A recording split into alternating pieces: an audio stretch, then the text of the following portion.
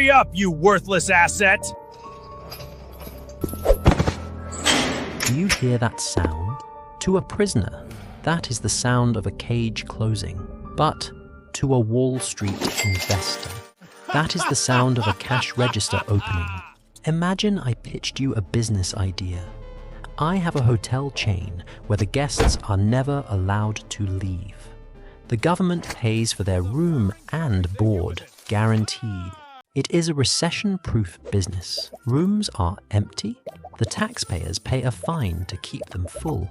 Economy crashes. Crime goes up. Our stock price soars. You would call me a monster. You'd call it a dystopian nightmare. But Wall Street? They call it a strong buy. Welcome to the prison industrial complex. In America, justice isn't blind. It has a ticker symbol. We are told prisons exist to rehabilitate.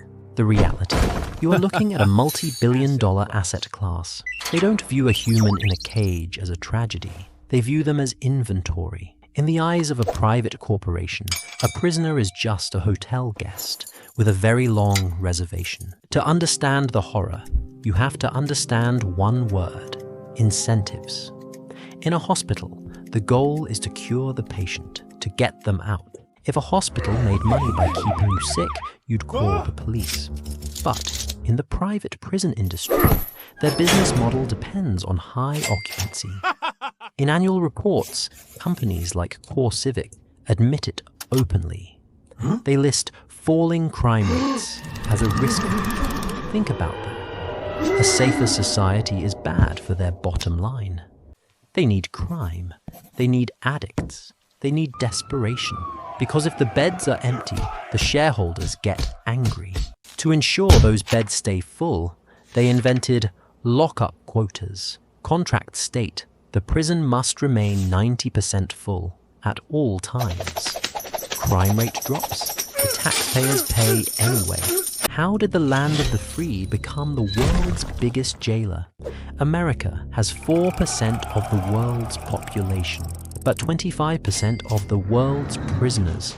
Are Americans naturally evil? No. It's a loophole in the 13th Amendment. Neither slavery nor involuntary servitude, except as a punishment for crime. That one phrase changed history. It meant if you criminalize a person, you can legally enslave them. After the Civil War, it was convict leasing. Then, in 1983, a company called Corrections Corporation of America was born. Their pitch? We can lock people up cheaper than the government. They applied budget hotel logic to the justice system. But 1983 was just the start. The 1990s, war on drugs, turned this startup into a behemoth. Politicians, bought by prison lobbyists, passed mandatory minimum laws, a single joint, a small bag of cocaine, crimes that once earned a fine, now earned a decade in a cell. As the inmate population exploded, their stock prices climbed. The justice system wasn't broken. It was built this way, for profit. Once you're inside, you work. Private prisons are factories with fences. Why move your factory overseas when you have a legal sweatshop right here? No unions, no strikes. Complain. Solitary confinement. Inmates make office furniture, sew military uniforms, and assemble electronics for major brands. In California, they even fight wildfires. They risk their lives fighting 50-foot flames for $1 an hour. But here is the cruelest twist. When they are released, can they become professional firefighters? No. Their criminal record bans them. It is the definition of use and discard. The average wage? Just cents an hour. The machine needs fuel, and prison labor is the cheapest fuel there is. When profit is the motive, morality dies. Look at the Kids for Cash scandal, the darkest chapter in judicial history. 2 judges in Pennsylvania shut down public detention centers. They sent thousands of kids to a private facility built by their friends. Why? Kickbacks. Millions of dollars. Judge Javarella jailed kids for nothing. One girl? Locked up for a sarcastic MySpace page. Another boy? Jailed for throwing a steak at his stepfather. These children needed help. Instead, they were shackled and sold.